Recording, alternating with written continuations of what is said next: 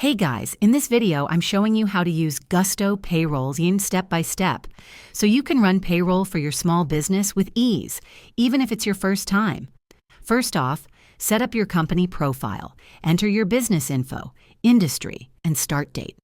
Don't forget to link your bank account for easy payments. Next, add your employees, input their personal details, tax forms, and set their pay rate, whether it's hourly or salary. Then choose your pay schedule. Weekly, bi-weekly, semi-monthly, or monthly. Gusto will help you stay on track with automatic reminders. Now, run payroll each pay period. Add hours worked, tips, bonuses, or deductions. Gusto calculates taxes and pay automatically.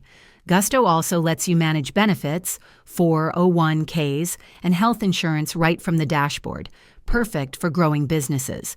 And finally, review and send paychecks. One-click approval, and Gusto handles direct deposits, tax filings, and year-end forms. So should you feel stressed about payroll? Not anymore. With Gusto, everything is simple, fast, and done in one place.